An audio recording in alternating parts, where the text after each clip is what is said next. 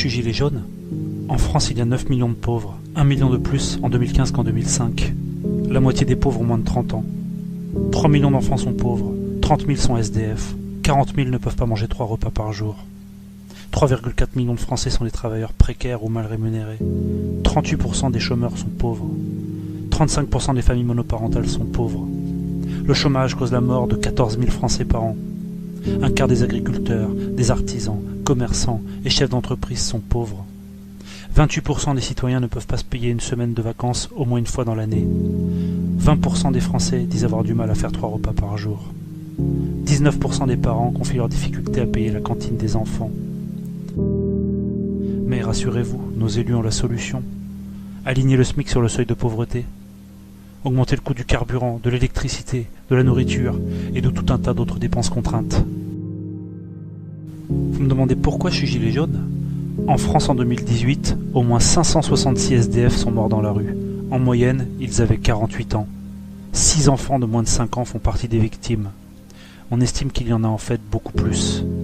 On estime qu'il y a eu au moins 13 000 personnes mortes dans la rue entre 2012 et 2016, soit 100 fois plus de morts que lors des attentats du 13 novembre 2015. Mais rassurez-vous, nos élus ont la solution. Ils mettent en place des dispositifs anti-SDF pour les chasser, et ils amputent de 57 millions d'euros les crédits des centres d'hébergement et de réinsertion sociale. Vous me demandez pourquoi je suis gilet jaune? En France, pendant que les pauvres qui enfilent un gilet jaune pour lancer un cri d'alarme sont traités de foules haineuses qui ne savent même pas pourquoi elles manifestent, les riches se goinfrent, avec la complicité des politiciens. Les inégalités de revenus sont insupportables. Les 10% des Français les plus riches possèdent 10 fois plus que les 10% les plus pauvres, soit plus du quart des revenus sont entre les mains d'une minorité. Entre 2003 et 2013, les plus modestes ont gagné seulement 2,3% de pouvoir d'achat, tandis que les plus riches ont augmenté leur richesse de 42,4%. 1% des Français concentrent à eux seuls 17% des richesses. À titre d'exemple, Liliane Bettencourt, la patronne de L'Oréal, possède 31 milliards d'euros, soit l'équivalent d'1,8 million d'années de SMIC. En France, on ne combat pas la casse sociale, on l'organise et on la récompense. La France a distribué 44 milliards d'euros de dividendes en un seul trimestre, 23% de plus sur un an, une hausse 2 fois supérieure à celle observée au niveau mondial. La France est au 2e rang mondial de la redistribution des dividendes, derrière les États-Unis. Alors, on ne sait pas pourquoi on manifeste? On organise le pillage, on fait les poches des pauvres pour aider les riches à se gaver. Mais rassurez-vous, nos élus ont la solution. Mettre toutes les clés du pays entre les mains des riches. Faire des cadeaux fiscaux à n'en plus pouvoir. Laisser faire la fraude et l'optimisation fiscale. Supprimer l'ISF. Flat tax, exit tax, CICE. Modifier tout ceci permettrait de redistribuer plus de 120 milliards d'euros. Au lieu de ça, ils choisissent d'accompagner la destruction avec la complicité de l'UE et assèchent les services publics, l'hôpital, l'éducation, la justice, la police, et j'en passe. La Française des Jeux, les aéroports, les barrages, parfois en pleine nuit réunis à 40 à l'Assemblée, ils vendent le pays à la découpe, contre l'intérêt général. Tout ce qui est possible, tout ce qui rapporte, c'est la grande braderie.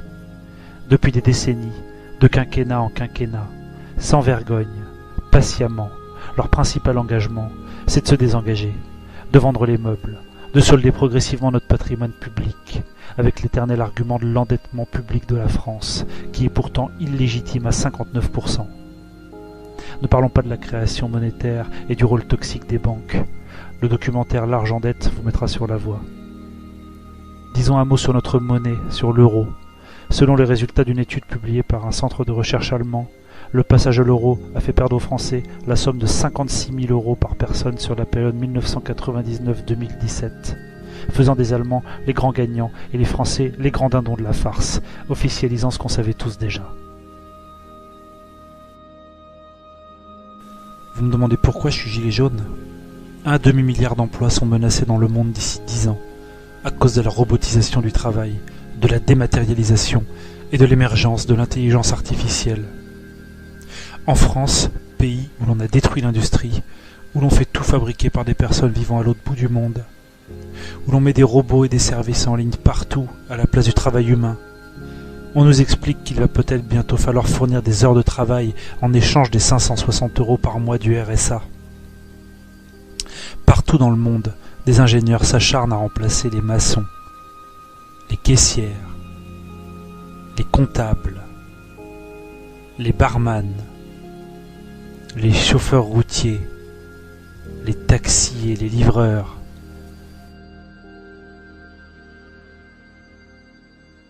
Cuisiniers, les serveurs, les vendeurs, les policiers, les médecins, même les juges et bien d'autres. La boîte de Pandore est ouverte. Le reste est à la merci de l'ubérisation et des privatisations à marche forcée, où l'on remplace les contrats de travail réels par des missions précaires, où la force de travail devient jetable et corvéable à merci. Le but, faire des économies, gagner toujours plus, toujours au détriment des hommes et des femmes, et de l'avenir de nos enfants. Les moyens de contrôle via la technologie sont également très préoccupants. Edward Snowden et Wikileaks nous l'ont révélé. On parle de supprimer l'argent liquide, avec toutes les conséquences ignobles que cela entraînerait en termes de liberté individuelle. Sans parler de la reconnaissance faciale et de l'intelligence artificielle qui arrive sur les caméras de surveillance et qui coïncide avec la toute nouvelle interdiction de cacher son visage. Big Brother vous regarde. Orwell avait tout prévu dès les années 40. En Suède, des milliers de personnes se font pucer. En Chine, les citoyens ont une voiture sous surveillance et ils ont une note sociale. S'ils ont une mauvaise note, ils n'ont plus le droit de prendre le train. Avez-vous envie de laisser ces horreurs advenir en France ? Mais rassurez-vous, nos élus ont la solution. Divertir pour dominer, donner du pain et des jeux. Et pour la technologie, quelles qu'en soient les conséquences, gardez ce cap et même accélérer. Vous me demandez pourquoi je suis gilet jaune ? Les personnes qui nous dirigent présentent leur vision du monde comme étant la seule qui soit pertinente, démocratique et viable, alors qu'en réalité, ils se moquent du bien commun, et même de la planète sur laquelle on vit. Celui qui croit que la croissance peut être infinie dans un monde fini est soit un fou, soit un économiste. On produit 10 tonnes de plastique par seconde. 1 million de bouteilles en plastique sont produites chaque minute dans le monde. Coca-Cola à lui seul produit 110 milliards de bouteilles plastiques jetables par an. Dans le Pacifique, un nouveau continent de plastique s'est formé. Il fait 3 fois la taille de la France. 16 porte-conteneurs de transport maritime émettent autant de dioxyde de soufre que toutes les voitures du monde réunies. Le transport aérien émet, selon l'Agence européenne de l'environnement, près de 2 fois plus de CO2 au kilomètre qu'une voiture. Et devinez quoi ? Les carburants de ces transports ne sont pas taxés, tandis que les carburants des voitures sont taxés à 60%. Et qu'en pensent les espèces qui survivent avec nous ? Plus de la moitié des vertébrés ont disparu en 40 ans. Il nous faudrait 1,6 planètes pour satisfaire nos besoins. Les espèces animales et végétales disparaissent 1000 fois plus vite à cause de nous. On dénombre 750 espèces disparues, 2700 en voie d'extinction et 12 500 menacées. Selon le site planetscope.com, 25% des mammifères, 13% des oiseaux et 41% des amphibiens seront très fortement menacés d'extinction dans un futur proche. Il n'y a pas que la population qui rejette la folie du système actuel, la planète elle-même en meurt. Une étude parrainée par la NASA prédit la fin de notre civilisation pour les prochaines décennies. Mais rassurez-vous, nos élus ont la solution. Ils espèrent une technologie miracle qui viendra tous nous sauver de l'autodestruction. Ou encore qu'on trouvera une autre planète à coloniser. Vous me demandez pourquoi je suis gilet jaune ? Je suis comme beaucoup, j'ai compris. Et je ne veux pas rester les bras croisés, ne rien dire, donc consentir, lâchement. Élire des représentants illégitimes. Seulement ces derniers ont normalement pour mission de représenter le peuple et servir les intérêts de la population et de la nation. Je suis de ceux qui ont appris qu'en France, 9 milliardaires possèdent 90% de la presse. Cela explique peut-être pourquoi beaucoup de citoyens se plaignent de manipulation de l'opinion à grande échelle, toujours dans l'intérêt des riches. Ce schéma démontre qu'une poignée d'individus fait la pluie et le beau temps sur le paysage audiovisuel français. Qui possède les médias possède un pouvoir d'influence gigantesque sur l'opinion publique. Pour simplifier, des milliardaires achètent la presse et les principaux médias. Ensuite, ils se payent un président. Et enfin, ce président leur offre des milliards en baisse d'impôts. On entend parler depuis longtemps de pensée unique, d'idéologie dominante, une partie considérable des Français ressent un profond malaise vis-à-vis du système médiatique, alors n'en cherchez plus la raison. Frédéric Lordon, économiste et respectable chercheur au CNRS, est allé jusqu'à déclarer que la candidature de Macron est le spasme du système et constitue une entreprise essentiellement frauduleuse. Des milliardaires possèdent la presse et entreprennent de porter un banquier d'affaires à la présidence de la République. Ça vous rappelle quelque chose, cette une de Libération? Le parti pris et le mépris de classe de certaines diffusions TV est acharné depuis le début de la crise des Gilets jaunes. On y entend depuis l'acte 2 que le mouvement s'essouffle. On y a diffusé, d'abord sans les contester, des chiffres de manifestations que beaucoup de Français estiment mensongers voire grotesques, avant que le consultant de BFM TV, Dominique Rizet, avoue, au soir du 14e acte, on a toujours bien compris qu'il y avait beaucoup plus de monde que cela. C'est un aveu clair de non-respect de tous les principes de déontologie journalistique. Pendant 2 mois, les Gilets jaunes ont vu défiler par dizaines sur Facebook des images insoutenables de violences policières et ont attendu en vain de les voir à la télévision. Ce silence assourdissant n'a fait qu'entretenir la consternation et la colère des Français qui ont choisi de vêtir un gilet jaune pour revendiquer le respect, la dignité et la capacité à vivre correctement. Souvent dans la presse, on prend directement parti, sans même faire l'effort de le cacher, sans respect pour la charte de Munich. On vomit son mépris de classe, tous en chœur, et on fait d'insultantes généralisations, semaine après semaine, accusant les gilets jaunes, tour à tour, d'être des idiots sous-diplômés, coupables du chômage, coupables des morts sur la route, coupables des cambriolages et de la délinquance, coupables d'être des racistes et antisémites, coupables d'être des homophobes, des violents, des haineux, des factieux, des séditieux, des agents manipulés par les Russes, par les Italiens. On est même allé jusqu'à traiter les gilets jaunes de terroristes, et j'en oublie forcément. Toutes les occasions possibles ont servi de prétexte pour dire aux Français qui ont choisi de porter un gilet jaune de rentrer chez eux, de la fin du grand débat à l'incendie de Notre-Dame. En réalité, les gilets jaunes ont déjà plus contribué à l'amélioration des conditions de vie des Français en quelques mois que les syndicats et les partis en plusieurs décennies. Roselyne Febvre, chef du service politique de France 24, n'a pas hésité à dire lors de son émission que des gilets jaunes a émergé tout ce qu'il y a de pire chez l'homme et que le mouvement était devenu une espèce d'écurie de branquignoles. La colère des gilets jaunes a été tellement forte suite à ces déclarations qu'elle a eu besoin d'une sécurité renforcée. De nombreux Français n'ont plus confiance, accusent les médias de dévoyer l'information, d'occuper de manière déloyale l'esprit captif d'une frange de plus en plus mince de la population. Certains signaux veulent tout dire. En termes de liberté de la presse, Reporters sans frontières classe la France derrière le Ghana, la Namibie, le Cap-Vert ou le Suriname. En ces temps troublés, même eux subissent la répression, voire la contrainte. De nombreux journalistes ont été insultés et même violemment attaqués par des gilets jaunes exaspérés, mais ils ont également été blessés par les forces de l'ordre. L'un des symboles les plus forts de ce désaveu des élitocrates a eu lieu le 29 décembre 2018. Entre les fêtes, avant le Nouvel An, au lieu de préparer le réveillon, des Français ont choisi d'enfiler un gilet jaune et d'aller assiéger les locaux des grandes chaînes d'information en continu.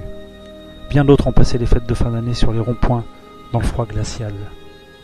Vous pensez que la liberté est garantie sur Internet? Détrompez-vous. Sur le réseau Twitter, les autorités françaises ont été à l'origine de 87% des demandes de suppression de contenu au niveau mondial. Triste record. Vous vous en fichez? Vous utilisez Facebook? Monsieur Macron a rencontré le patron de Facebook afin de mettre en place des lois spéciales dont les conséquences ont de quoi inquiéter. Quand on sait qu'Éric Ciotti, député LR, a déposé en février 2019 un projet de loi visant à obliger tout internaute à devoir scanner sa carte d'identité et à la transmettre à Facebook pour pouvoir utiliser le réseau social. C'est sans parler de l'article 13 de l'UE, ouvrant la voie à une police privée de la pensée et à la censure généralisée. Mais rassurez-vous, nos élus ont la solution. Inquiéter Mediapart en tentant de perquisitionner leurs locaux, créer des lois contre le secret des affaires, mettant en danger les lanceurs d'alerte au lieu de les protéger, créer des lois pour lutter contre les fake news, qualifier de complotistes toute pensée qui dérange ou tout discours critique, mettre en place des sites qui sont censés apporter la seule vérité autorisée, attaquer les rares émissions qui montrent la vérité, ne parler que du désordre en France et non pas des causes de ce désordre, ou des moyens politiques permettant de réellement contenter la population. Bien avant que le mouvement des Gilets jaunes advienne, De nombreux Français disaient « ça va finir par péter, on le sent, ça va craquer, il faut que ça pète ». Et maintenant que ce craquement arrive sous nos yeux, beaucoup de journalistes ont choisi d'accompagner, avec un zèle flagrant, la communication gouvernementale, qui consiste à diaboliser et diviser, à inquiéter, voire à susciter le dégoût, à délégitimer et à rabaisser ce mouvement, qui s'incarne pourtant dans le cœur et sur le dos de nombreux Français, sous la forme symbolique d'une veste fluorescente destinée à avertir d'une situation d'urgence ou de danger. Les Français qui ont choisi d'enfiler un gilet jaune ne sont que la pointe ultra-visible d'un cri d'alarme populaire, parfaitement prévisible et anticipé des années avant son émergence. S'en étonner et s'en offusquer à grands cris dans les médias et au Parlement est incompréhensible, voire malhonnête. Les médias sont les entités les plus puissantes de la Terre. Ils ont le pouvoir de rendre des innocents coupables et de faire des coupables des innocents. Et c'est ça le pouvoir, parce qu'ils contrôlent l'esprit des masses. Si vous n'êtes pas vigilant, les médias arriveront à vous faire détester les opprimés et aimer ceux qui les oppriment. Vous me demandez pourquoi je suis gilet jaune ? Je suis gilet jaune parce que mon indifférence pourrait gâcher l'avenir de mon enfant. Parce que j'ai éteint ma télé et j'ai allumé mon cerveau. Parce que je refuse de vivre dans un océan d'injustice. Parce que j'ai envie d'être dans une vraie démocratie et non pas un État néolibéral autoritaire. Parce que le pouvoir appartient au peuple, pas à quelques milliardaires. Parce qu'une vie meilleure est possible. Parce qu'ils ne sont grands que parce que nous sommes à genoux. Parce que je soutiens une société juste et équitable dans laquelle on devrait vivre et non survivre. Parce que j'ai compris que j'ai parfaitement le droit de penser et d'exprimer ce que je pense, et que ne rien dire ferait de moi un complice. Un peuple prêt à sacrifier un peu de liberté pour un peu de sécurité ne mérite ni l'un ni l'autre, et finit par perdre les deux. Mais rassurez-vous, nos élus ont la solution. Ils ont mis en place un ensemble de mesures contre-révolutionnaires, visant à garder le contrôle tant bien que mal, face à un soulèvement populaire digne des livres d'histoire, qui a immédiatement eu le soutien d'une part majoritaire de la population française. Des mesures les plus triviales, comme ce grotesque mouvement des foulards rouges, beaucoup plus efficaces pour montrer l'immense médiocrité humaine d'une partie de la petite bourgeoisie française bien pensante que pour combattre le mouvement des Gilets jaunes, en passant par les activistes pro-gouvernement qui passent leur journée à vomir leur haine sur tous les espaces en ligne possibles, des réseaux sociaux jusqu'aux commentaires des sites d'information, et qui haïssent, maudissent et insultent les Gilets jaunes pour montrer leur haine de la haine. Tout un programme. Le système en place n'a pas le choix. Il lui faut réprimer durement les indignés, en diabolisant le mouvement de manière acharnée dans les médias, en mettant en place des lois répressives, en crevant quelques yeux, fracassant quelques crânes, pour dissuader ceux qui auraient la drôle d'idée de se plaindre des injustices actuelles et à venir.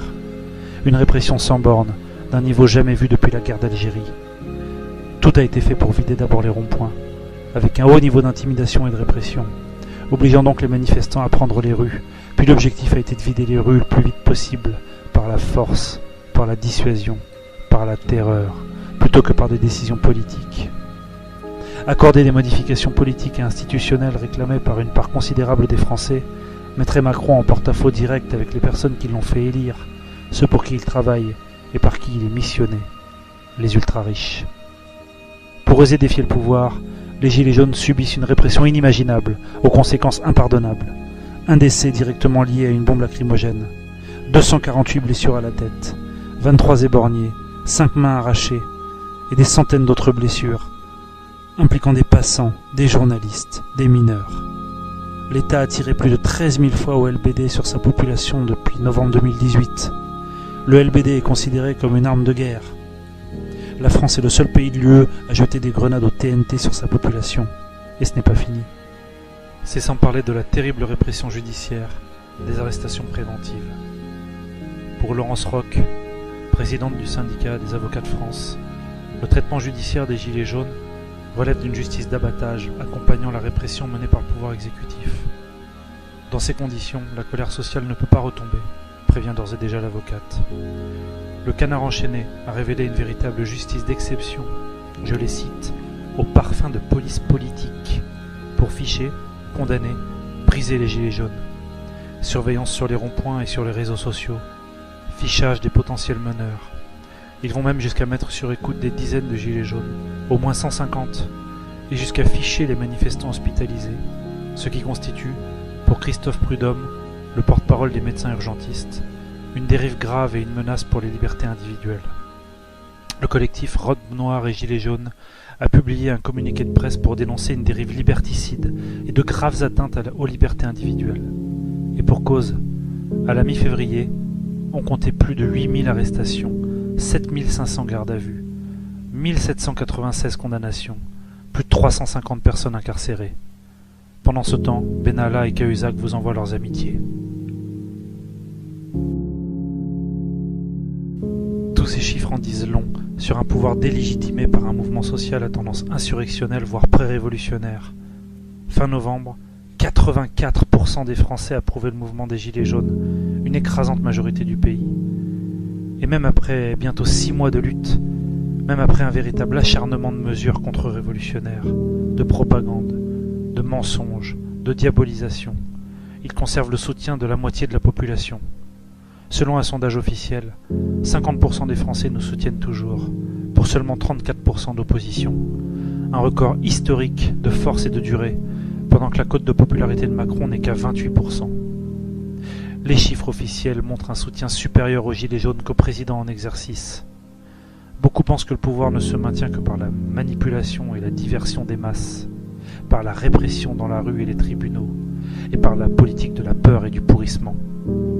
Un bilan effarant, indigne de notre pays, pointé du doigt par le Conseil de l'Europe, Amnesty International, la Ligue des droits de l'homme qui dénonce une volonté explicite de blesser, et par l'ONU qui a réclamé une enquête approfondie et a placé la France entre le Venezuela et Haïti sur la liste des répressions. Le mouvement des Gilets jaunes a pour énorme mérite de lever le voile sur le réel niveau démocratique de notre pays, entre les violences physiques qui vont jusqu'aux mutilations définitives et les violences judiciaires qui vont jusqu'à créer l'indignation des avocats et d'organismes internationaux. Je vous invite à vous remettre en question d'urgence si vous avez ressenti plus d'indignation en voyant la vandalisation du Fouquet's plutôt qu'en voyant vos compatriotes se faire éborgner, parce qu'ils réclament de quoi manger après le 15 du mois, parce qu'ils veulent plus de démocratie, voter eux-mêmes les lois, bref, parce qu'ils veulent une société plus juste pour eux-mêmes et leurs semblables. Vous me demandez pourquoi je suis gilet jaune? Parce qu'il ne faut pas s'arrêter d'exiger la dignité. Parce que si vous restez chez vous, ils gagnent. Parce qu'il ne faut rien lâcher. Parce que cette lutte est totalement légitime et nécessaire. Parce que le monde entier nous regarde avec admiration. Parce qu'en Angleterre, en Allemagne, en Hollande, en Israël, à Taïwan et dans des dizaines d'autres pays, ils ont enfilé les gilets jaunes et sont inspirés par le peuple de France, même avec leurs chiffres mensongers, même si depuis le début, acte après acte, ils répètent comme des perroquets que le mouvement s'essouffle. Ils ne commentent pas un essoufflement, ils l'invoquent de leur vœu, même s'ils font tout ce qu'ils peuvent pour nous affaiblir, par toutes les stratégies possibles et cumulées, même en essayant de retourner le reste de la population contre nous, en expliquant tous les jours que nous sommes plus qu'une poignée d'illuminés violents. Nous sommes toujours là, et notre légitimité est intacte. Tant que l'avenir de nos enfants ne sera pas assuré, tant qu'on verra des retraités faire les poubelles pour manger, tant qu'on verra des mères de famille prostrées devant un frigo vide, pendant que d'autres brassent des milliards, on sera là, et on vous attend pour nous rejoindre massivement et urgemment. Écoutez votre cœur plutôt que votre peur, car 23 borgnes, c'est 23 de trop, mais ça représente statistiquement très peu de martyrs face aux millions de manifestants qui ont foulé les rues et les ronds-points depuis les derniers mois et qui sont rentrés chez eux sains et saufs. Ils comptent sur votre peur pour vous tétaniser, leur désinformation faisant le reste. Parce que finalement, si vous manifestez pacifiquement en début d'après-midi, si vous mettez du jaune aux fenêtres de votre maison, sur le tableau de bord de votre voiture, si vous réinformez autour de vous, avec fierté et conviction, si vous distribuez des tracts, si vous partagez ce documentaire partout, si vous participez aux assemblées, aux agoras et aux diverses actions, si vous signez des pétitions, si vous boycottez les marques indignes, si vous consommez le minimum, si vous portez une écharpe jaune tous les jours, si vous faites des maraudes, que vous donnez de la nourriture aux sans-abri, vous ne risquez rien et vous faites beaucoup. Les gilets jaunes savent déjà que c'est le contraire. C'est en ne soutenant pas le mouvement que vous laissez le champ libre à un avenir sombre. N'oubliez pas que vous avez le droit de vous indigner, de montrer que vous êtes opposé aux orientations politiques du gouvernement en place. Il n'est en aucun cas illégal ni interdit d'être un opposant idéologique ou politique. contrairement à ce qu'on aimerait vous faire croire. On cherche à vous impressionner, à vous intimider, à cultiver votre lâcheté et votre passivité. Il y a plus dangereux que le bruit des bottes, il y a le silence des pantoufles. Et comme le disait Albert Einstein, le monde ne sera pas détruit par ceux qui font le mal, mais par ceux qui les regardent sans rien faire. Ce document ne dit pas tout. Il ne montre qu'une petite partie de tout ce qu'il y aurait à montrer. Il y a tellement d'autres dérives hallucinantes qu'il serait vain de tenter de toutes les rassembler dans un film d'une durée raisonnable. Pour comprendre l'étendue du malaise, pour bien avoir conscience de la légitimité totale de cette envie de changement qui émane des entrailles les plus profondes du pays, intéressez-vous par exemple à la liste des affaires politico-financières de la Ve République depuis les années 80. Vous allez tomber de haut. Vous n'allez pas en croire vos yeux. C'est en libre accès sur Wikipédia, bien souvent avec tous les détails, et ça vaut vraiment le détour. Pour bien vous convaincre, si besoin était encore, qu'il faut changer les choses. Alors que faire ? Je ne prétends pas avoir la solution, mais vu la situation actuelle du pays, vu la détermination d'une partie impressionnante de la population, tout est possible. Nous allons voir dans quelques instants quelles sont les revendications concrètes et officielles du vrai débat des Gilets jaunes. J'aurais cependant une suggestion à faire, qui n'engage que moi. Les Gilets jaunes peuvent prendre le pouvoir, légalement, sans putsch. Comment ? Le principe du cheval de Troie. Nous avons 3 ans. On peut imaginer, et j'ai bien dit imaginer, d'ici 2022, qu'un gilet jaune de la première heure, ayant la confiance de l'ensemble de la famille des Gilets jaunes, soit d'abord désigné par une assemblée générale de Gilets jaunes, obtienne 500 signatures auprès des maires de France, et se présente comme candidat aux élections présidentielles. Le but ? Être notre cheval de Troie. Par les voies électorales, donc en toute légalité, il viendrait mettre en application toutes nos revendications, et pourquoi pas celle de rendre immédiatement au peuple les clés du pouvoir. Il modifierait la Constitution de manière à mettre en place le Ric-Carl, et de manière à instaurer un fonctionnement de démocratie directe, par le tirage au sort d'un tout nouveau Parlement, constitué de citoyens de toutes classes et de tous horizons, encadré d'experts apolitiques et révocables. Cette option politique, totalement recevable, légaliste, de démocratie réelle et directe, serait proposée aux Français, qui la choisiraient ou la rejetteraient. Le seul problème, c'est que les médias manipuleront la population de toute leur force afin de leur rendre cette idée insupportable, on a l'habitude. La question est de savoir si la population est assez mature pour ne plus se laisser berner.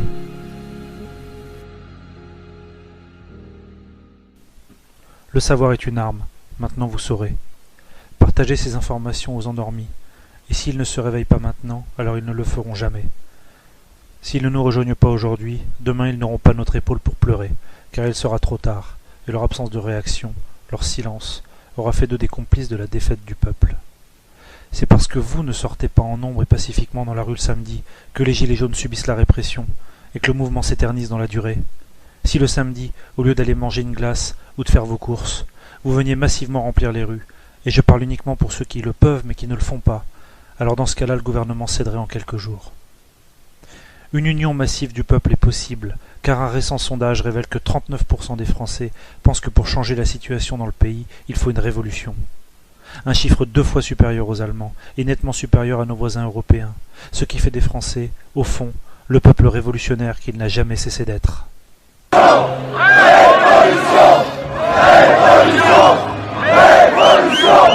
Révolution ! Révolution ! Révolution !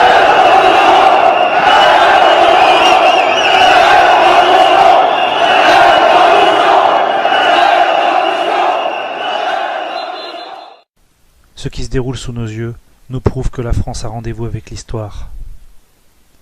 Vous me demandez pourquoi je suis gilet jaune ?